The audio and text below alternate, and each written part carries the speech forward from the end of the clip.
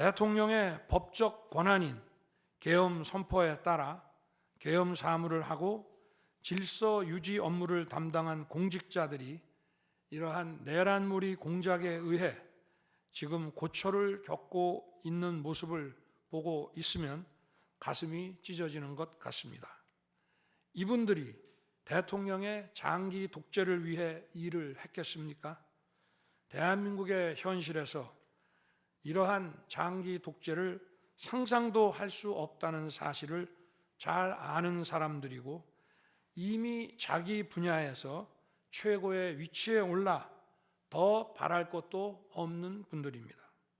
이분들은 대통령의 법적 권한 행사에 따라 맡은 바 직무를 수행한 것뿐입니다. 헌법재판관 여러분, 그리고 국민 여러분, 대통령의 자리에서 많은 정보를 가지고 국정을 살피다 보면 남들에게는 보이지 않는 것들, 겉으로는 잘 드러나지 않는 문제점들이 많이 보이게 됩니다. 당장은 괜찮아 보여도 얼마 뒤면 큰 위기로 닥칠 일들이 대통령의 시야에는 바로 들어옵니다. 서서히 끓는 솥 안의 개구리처럼 눈앞의 현실을 깨닫지 못한 채 벼랑 끝으로 가고 있는 이 나라의 현실이 보였습니다. 언제 위기가 아닌 때가 있었냐고 하는 분도 있을 겁니다. 그렇지만 그동안의 위기가 돌발 현안 수준이었다면 지금은 국가 존립의 위기, 총체적 시스템의 위기라는 점에서 차원이 완전히 다릅니다. 미국 트럼프 대통령은 취임 첫날 국가 비상사태를 선포하고 군을 투입했습니다. 미국이 국가 비상사태인가에 대한 판단은 다를 수 있습니다. 하지만 불법 체류자와 마약 카르텔 등 당면한 위기에 맞서 국민들을 지키기 위한 대통령의 결단임은 분명해 보입니다. 그렇다면 지금 우리나라의 현실은 어떻습니까? 국가 비상사태가 아니라고 단언할 수 있습니까? 북한을 비롯한 외부 주권 침탈 세력들과 우리 사회 내부의 반국가 세력이 연계하여 국가 안보와 계속성을 심각하게 위협하고 있습니다. 이들은 가짜뉴스, 여론 조작, 선전선동으로 우리 사회를 갈등과 혼란으로 몰아넣고 있습니다. 당장 2023년 적발된 민주노총 간첩단 사건만 봐도 반국가 세력의 실체를 쉽게 확인할 수 있습니다. 이들은 북한 공작원과 접선하여 직접 지령을 받고 군사시설 정보 등을 북한에 넘겼습니다. 북의 지령에 따라 총파업하고 미국 대통령 방한 반대, 한미연합훈련 반대, 이태원 참사 반정부 시위 활동 등을 펼쳤습니다. 심지어 북한의 지시에 따라 총선과 대선에 개입한 정황도 드러났습니다.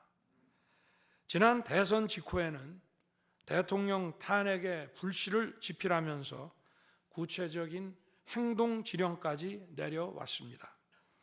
실제로 대통령 당선인이 취임하기도 전인 2022년 3월 26일 윤석열 선제 탄핵 집회가 열렸고 그때부터 2024년 12월 초까지 무려 178회의 대통령 퇴진 탄핵 집회가 열렸습니다.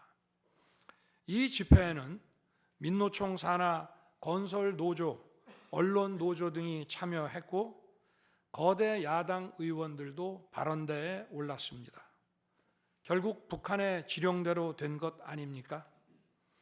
요즘 세상에 간첩이 어디 있냐고 말하는 분들도 있습니다. 하지만 간첩은 없어진 것이 아니라 대한민국의 자유민주주의를 무너뜨리는 체제 전복 활동으로 더욱 진화한 것입니다.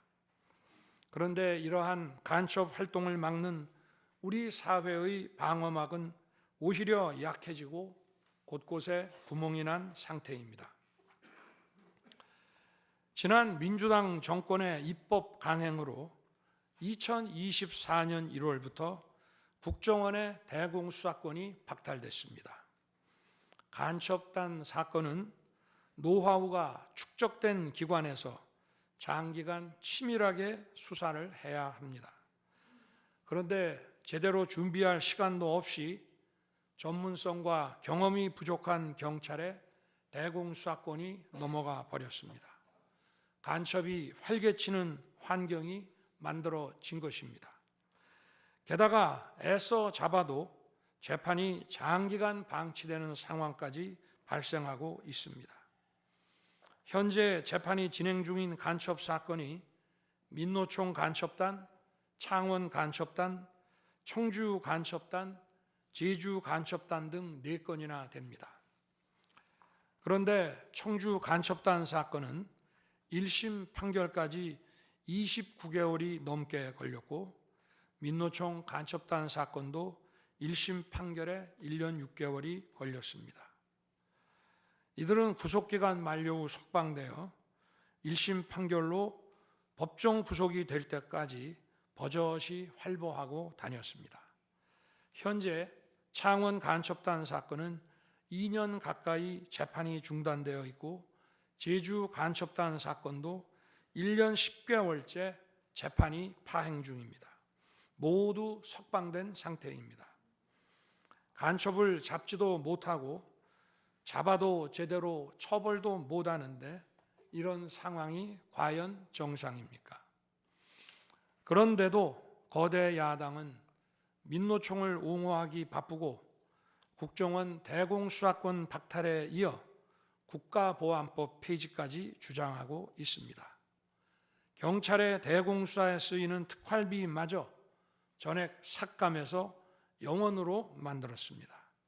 한마디로 간첩을 잡지 말라는 것입니다. 작년에는 중국인들이 드론을 띄워 우리 군사기지, 국정원, 국제공항과 국내 미군 군사시설을 촬영하다 연이어 적발되었습니다. 이들을 간첩죄로 처벌하기 위해서는 법률을 개정해야 하는데 거대 야당이 완강히 거부하고 있습니다. 국가 핵심 기술을 유출하는 산업 스파이도 최근 급증하고 있습니다.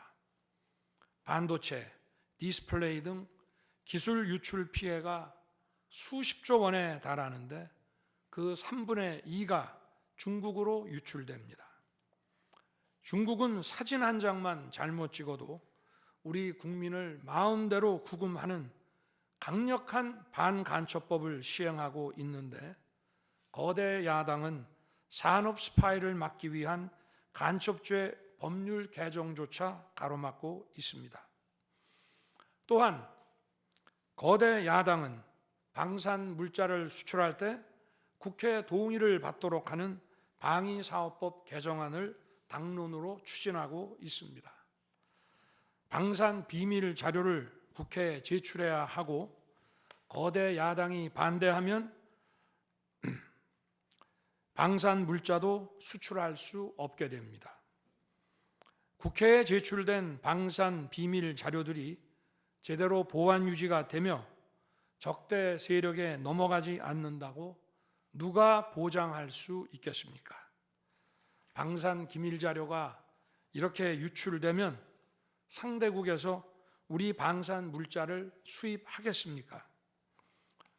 북한, 중국, 러시아가 원치 않는 자유세계에 방산 수출을 하지 말라는 말과 같습니다. 방산 수출은 단순히 돈을 버는 것만이 아닙니다. 수출 상대국과 전략적 연대를 강화하고 더 나아가 자유세계 많은 국가들과 국방 협력을 이루어서 우리의 안보를 튼튼하게 하는 것입니다. 이러한 방산 수출을 권장하기는커녕 이렇게 방해하는 것이 결국 누구에게 도움되는 것입니까? 거대 야당은 우리 국방력을 약화시키고 군을 무력화하는 데도 앞장서고 있습니다. 여러분이 다 아시는 바와 같이 북한은 우크라이나에 많은 병력을 파병하여 러시아와 군사 밀착을 시도하고 있습니다. 우리에게 매우 심각한 안보 위협입니다. 그런데도 이를 살피기 위해 참관단을 보내려 하자 거대 야당은 당시 신원식 국방장관 탄핵까지 겁박하며 결사적으로 이를 막았습니다. 심지어 거대 야당은 우크라이나 참관단 파견, 대북 확성기와 오물풍선 대응 검토 등 군의 정당한 안보 활동까지 외환죄라고 우기고 있습니다. 국가와 국민의 안전을 지키려는 대통령을 전쟁광이라고 비난하고 북핵 위협에 대응하는 한미일 합동훈련을 극단적 친일 행위라고 매도했습니다. 1차 대통령 탄핵 소추안에는 북중러를 적대시하는 것이 탄핵 사유라고 명기했습니다. 190석에 달하는 무소불위의 거대 야당이 우리나라와 우리 국민 편이 아니라 북중러의 편에 서 있는 것입니다. 이러한 상황이 국가 위기 상황이 아니면 뭐란 말입니까? 이뿐이 아닙니다. 거대 야당은 핵심 국방 예산을 삭감하여 우리 군을 무력화하려 하고 있습니다.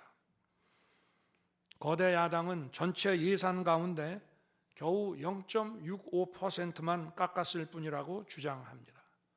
그러나 그 0.65%가 어디냐가 중요한 것입니다. 마치 사람의 두 눈을 빼놓고 몸 전체에서 겨우 눈알 2개 뺐다고 말하는 것과 같은 얘기입니다. 거대 야당이 삭감한 국방 예산은 우리 군의 눈알과 같은 예산입니다. 북한 핵과 미사일 기지를 선제 타격하는 키일체인의 핵심인 정찰 자산 예산을 대폭 삭감했습니다. 핵심 전력인 지휘 정찰 사업 예산을 2024년 대비 4,852억 원 감액했고 전술 데이터링크 시스템 성능 개량 사업은 무려 78%를 삭감했습니다. 우리 국민을 향해 날아오는 미사일을 요격하는 KAMD, 즉 한국형 미사일 방어 체계 구축도 예산 삭감으로 개발이 중단될 위기입니다. 장거리 함대공 유도탄 사업을 위해 예산 119억 5,900만 원을 책정했지만 96%를 삭감하고 5억 원만 남겼습니다. 정밀 유도포탄 연구 개발 사업은 84%를 삭감했습니다.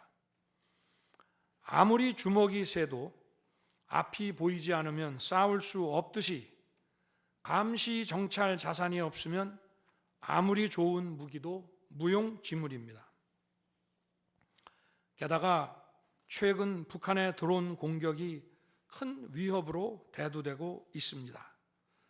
드론 방어 예산 100억 원 가운데 무려 99억 5,400만 원을 깎아서 사업을 아예 중단시켜버렸습니다. 도대체 누구의 지시를 받아서 이렇게 핵심 예산만 딱딱 골라 삭감했는지 저도 궁금할 지경입니다. 게다가 지난 민주당 정권은 국군 방첩사령부의 수사 요원을 2분의 1가량 대폭 감축하여 군과 방산에 대한 정보 활동과 방첩 활동에 심각한 타격을 주었습니다.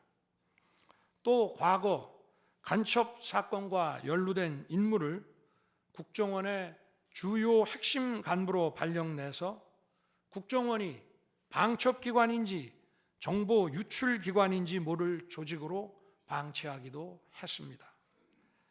지난 정부 시절 이런 일을 주도한 인물들이 여전히 거대 야당의 핵심 세력으로서 우리의 안보를 흔들고 있습니다.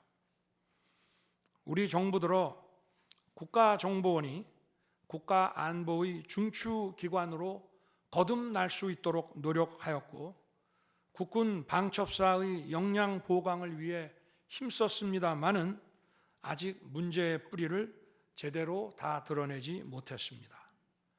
부수고 깨뜨리기는 쉬워도 세우고 만들기는 어렵고 시간이 많이 걸리기 때문입니다.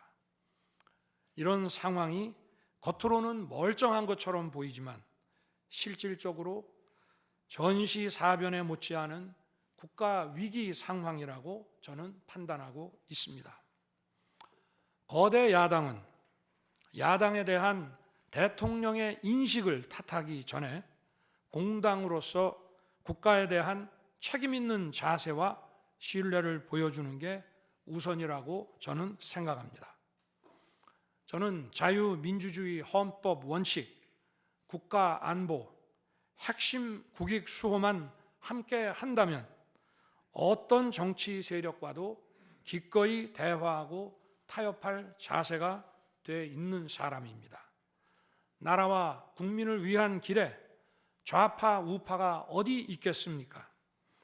하지만 자유를 부정하는 공산주의, 공산당 일당 독재, 유물론에 입각한 전체주의가 다양한 속임수로 우리 대한민국에 스며드는 것은 막아야 합니다. 이런 세력과 타협하고 흥정해서는 안 된다고 생각합니다. 우리가 가치를 공유하지 않는 나라와도 교역도 할 수 있고 국제 협력, 상호 이익을 추구할 수도 있습니다. 하지만 우리 정치 체제에 영향을 미치고 스며드는 것은 막아야 합니다. 그것이 국방 안보만큼 중요한 정치 안보입니다. 바로 우리의 자유민주주의를 지키는 길입니다. 자유민주주의 국가의 공당이라면 이런 세력을 옹호하고 이런 세력과 손잡는 일은 절대 해서는 안 되는 것입니다.